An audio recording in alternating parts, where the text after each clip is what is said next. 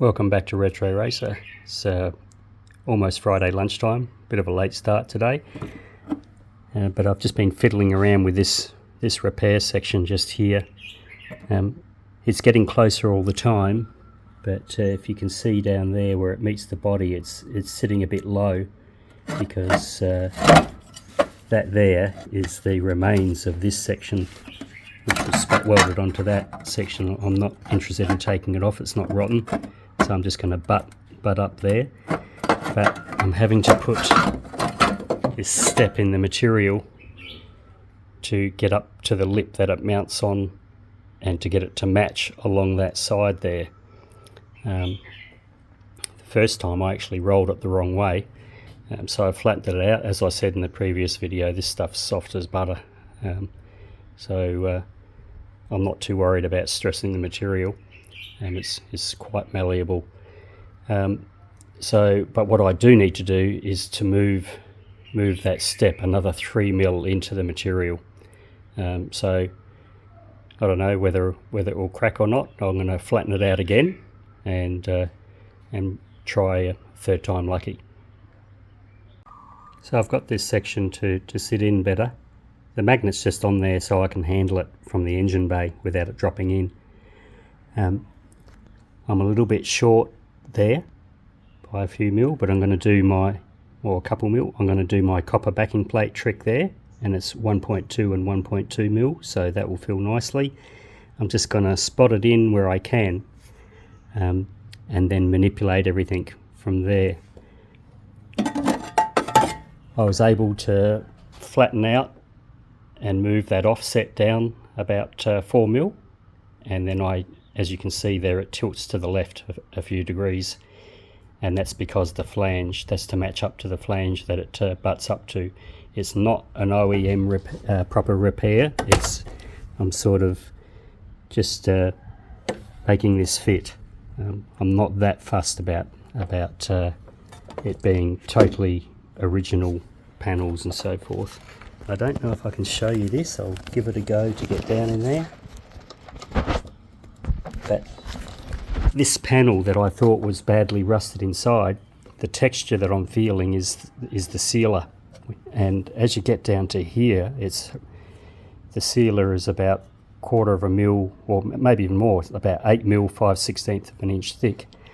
I've tried to remove some of it. I'm going to get in there with a blade or something, because I can easily get water down in there, but I prefer not to use water in there whilst I'm welding, if at all possible. So just here it feels like it's only about 1 mil or 2 thick, but on this next section just under it that I can't really show you, it is quite thick. So I'm going to try and leave that away with a scraper and cut it off with my multi-tool or something. So hopefully in the next hour or two, or just after lunch, I'll have a bit of an update for you. I'm going to try and film down in there for you. This is looking down through the plenum there. See if I can get a focus. And this is that rubber covering I'm talking about. You can see how thick that is. I don't know if that's factory or from a previous repair. So whilst this section here is open, I'm going to get in there with a sharp paint scraper and try and lift that away and cut it off. Sorry about the bad focusing. I have to become more disciplined with watching through the camera. And I should also move the phone cover out the way. Here we go, back in focus again. Yeah, so I'll try and lift that back that way about 50 mil or 2 inches, and then cut it off. So then we shouldn't have much of a fire problem. Once again, apologies for the poor filming. This is like buying something of a TV infomercial, but wait, there's more. I scraped off some of that deadener in there. Just try and get a focus. That's down in the plenum, and the top layer of the plenum is starting to rust away there, or has started to rust away. So I'm going to cut that section out there that you can see marked with the texter, so I can gain access and do that repair properly while I'm here. I heard on another YouTube, it's either another YouTube channel or on a Facebook restoration group, I'll just do this while I'm here. That's seems to be the theme on this car. There used to be a Dolly Parton song called The Coat of Many Colours. I think they should do a version called The Car of Many Layers. Here's my AEG multi-tool, known as Rigid in the States. I'm not sure if it's sold in Europe. But originally AEG was a German brand, but it's owned by TTI, which I think from memory, it's not Total Tools, it's something Technic Industries, and they've got the license for AEG, Milwaukee and Ryobi, and that's the 3 levels of power tools that they offer. So I've been buying these multi-tool blades and sacrificing them, as you can see there, and it's obvious why, for wood, but you know, for $1 each or whatever, probably less. I bought a pack for about $1 each, Australian. They're a godsend when it comes to cutting into corners like that. So I'm just about to put a new blade on, and then I'll hopefully show you some good news. So that was the original flange section of this support beam under here that supports the plenum. It's a structural member that goes either side of the car. I'm not too sure what happens around the steering column. I haven't looked over there yet. And so, yeah, as I said, it supports the plenum and also supports the unibody construction. So that flange was there. So I'm going to replace that. And what happened originally, just throw that away, this section didn't have this offset in it. It went right over the top of that flange. Put that away for a second. This, hang on. This part of the plenum down to the firewall was all one. But I'm going to keep this, because I've invested a few hours, or a couple of hours at least. It's several hours, I suppose I should say. So I've nicked that section just there. Can't really see it, but I nicked into it with the grinder just here. So I'm going to repair that, and my new zirconia belts arrived for the finger sander attachment on my 5-inch. So I can clean all that up, wire wheel in there, wire wheel in around the corner here to get rid of the remains of this corner piece of sealant, which I believe is probably factory. They did a fair job trying to protect these cars, but that was just the technology of the time. So I'll just turn this other light off. Yeah, so I'll repair that. As I said, I'll wire wheel all in there. So and I'll keep this original section, which will go under that flange there. It's not perfect, but it's going to do the job. And it's once again, it's 1.2 versus 0.9 section, sheet metal I should say rather. There's going to be, whoops, just hold it in roughly so you can see it. There's going to be a bit of a gap there, but that's where my copper plate will come into play again. And also because I was reluctant to cut this section here any further, because that's my main wiring loom going into the cabin there through the firewall. So I'll just put the copper plate under here, rust treat all of this, build up those little rust holes, and now that as I said, I've got those new belts for the finger sander, I'll be able to clean all that up. So and then just put a fill section in here, which will I'll be able to plug weld. So there'll be 2 layers of plug welds going on there. So it's not OEM spec, as I said earlier, but it's going to be a sound repair, and plus no one's going to see it once it's all in there and rust converted. used on there and then sealed up. I've got some of those Bonsi spray cans of rubberized paint, but I've also got some spray cans of a 1K primer coming, which I might treat with all these, spray these sections first rather, and then put the rubberized paint over the top. Not so sure. I might try the rubberized paint on a roughed up offcut and see how it looks. It's got to be better than what's been going on there the last 20 years anyway. This just keeps on getting better. I got the multi-tool in there and just started using it as a scraper in along there. So that's the brake booster just there. And the main structure that the brake booster bolts onto is fine. It's still got factory paint on it.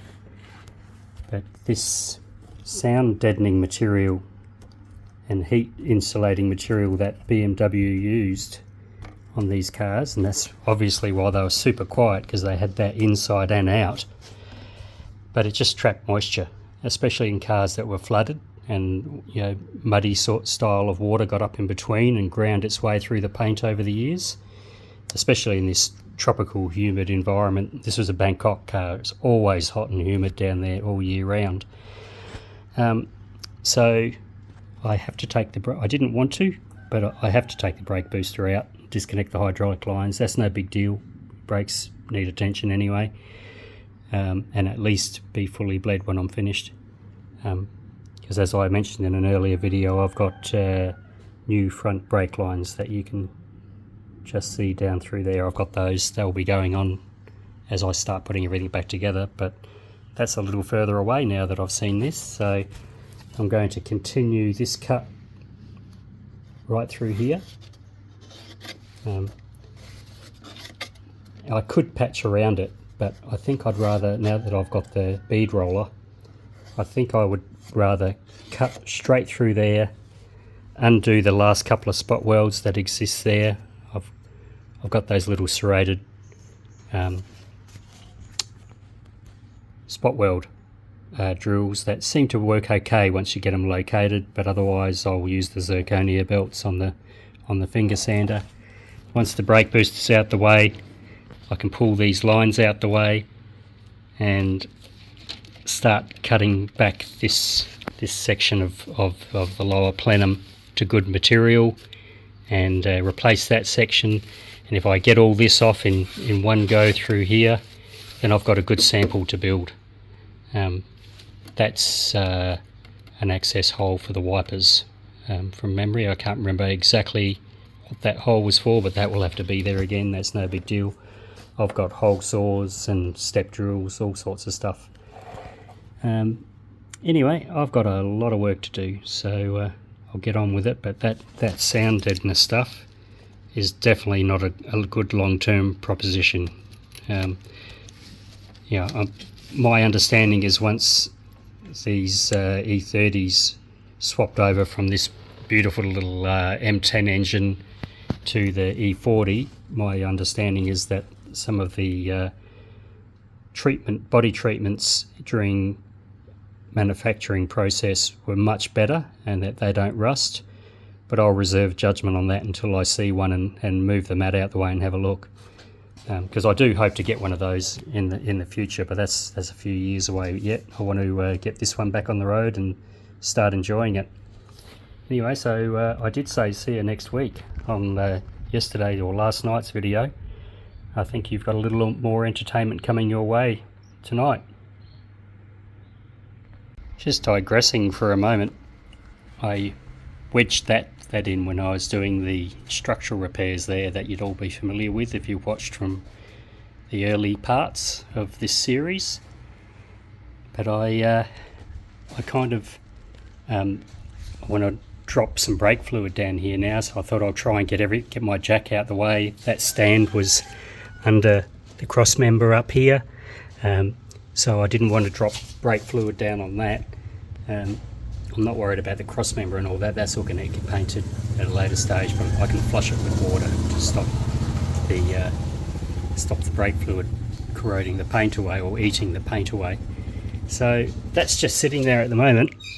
It'll be interesting. I'm gonna relieve that out on the bottom to put the weight back down onto the jack stand with that piece of timber under there. And it'll be interesting because now the car's still tied in on the main structure up the top here, and it's tied in here. Okay, but I don't think that's really structural when it comes to the front of the car loading up the floor pan section and not allowing that door to work properly.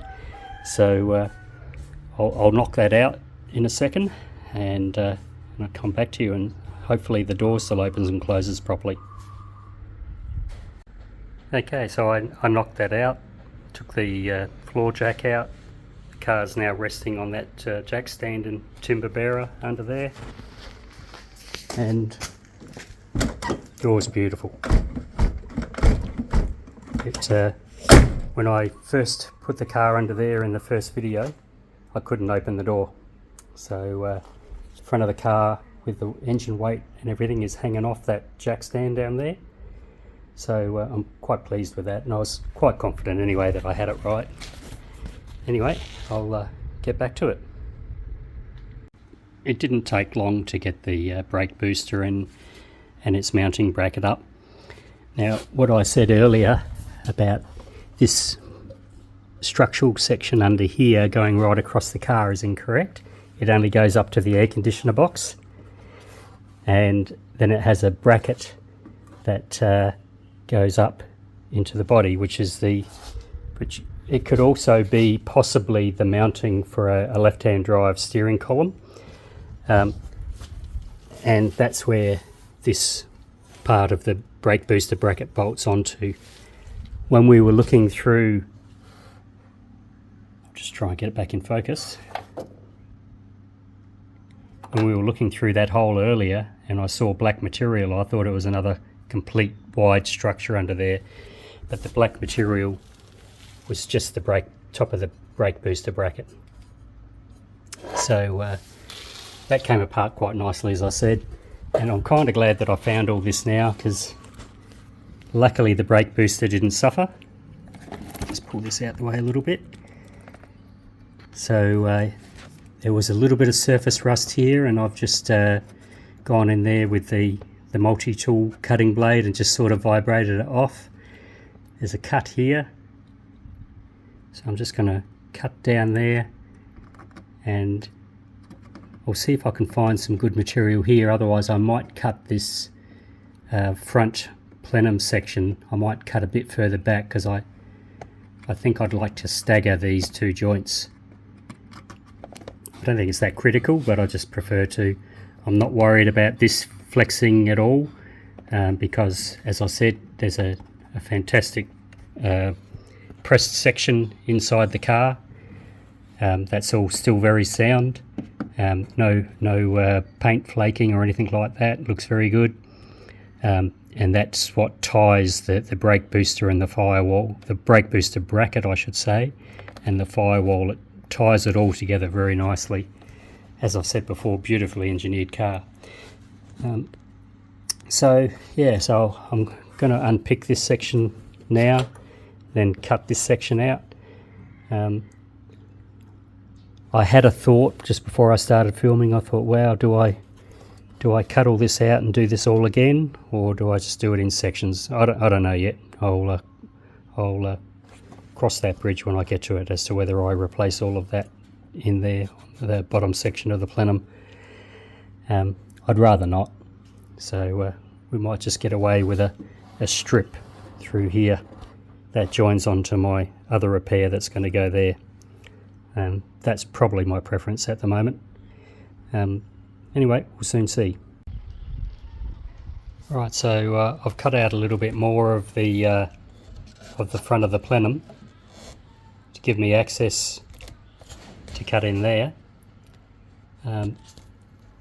So it looks like I'll just be chopping into the top of the firewall brake booster top holes. Not too concerned about that, because it's got a big structure behind it. I still might try and stagger this back a little further, but overall it's not that structural there, so it's going to be quite stiff. And once again, I haven't measured this section yet, but I'm going to make everything out of 1.2, so it'll be quite sound. If I find that's thicker, I've got some 1.5 and 2 here as well, 2.0. So 1.5 being roughly 1/16 of an inch. So I'm just going to go and have a break. I haven't had a break yet today, and come back and have a second look at it and practice the measure twice, cut once thing. Make sure I'm not cutting anything that I'm not meant to be.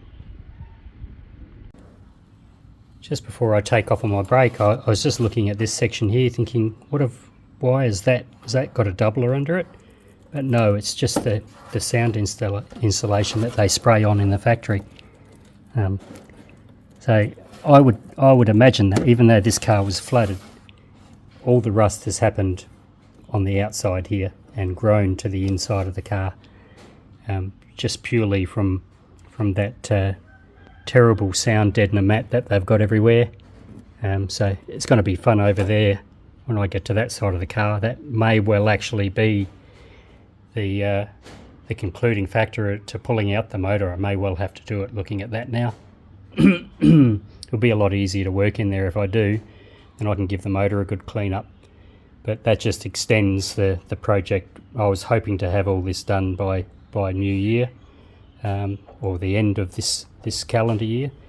But when I see all of this, and I haven't even touched the floor yet in there, you still see big holes there, and I've got a sill repair to do, and yeah, so it may turn into a bit of a project, this one. I think may go a fair bit longer. We'll just see what sort of run I get at it.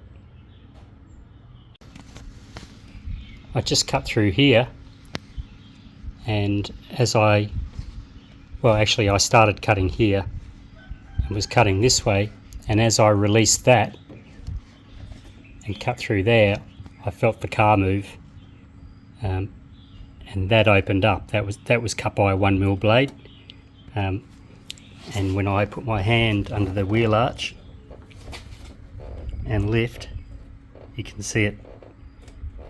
I don't know if the camera picks it up, but it's flexing. So I'm going to put my prop back under the front chassis and see if that closes up. So I've wedged that prop back in under the car again.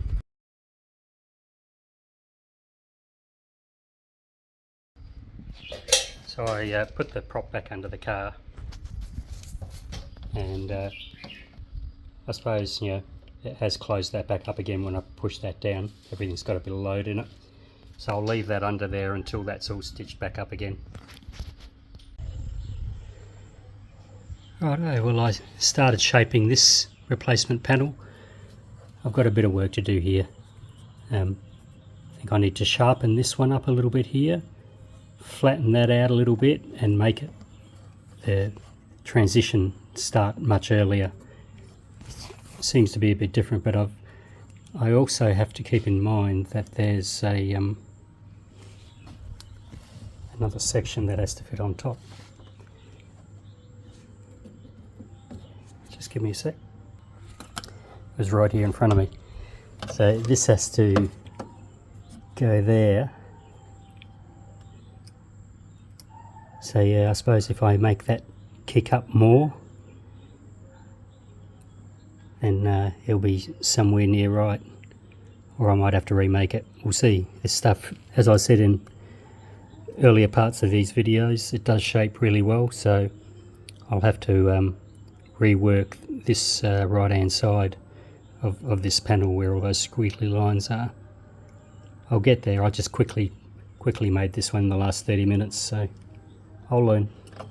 Anyway, I'll edit all these together and put these up, and then hopefully maybe sometime over the weekend I'll show you some more progress. Thanks again for watching. Bye for now.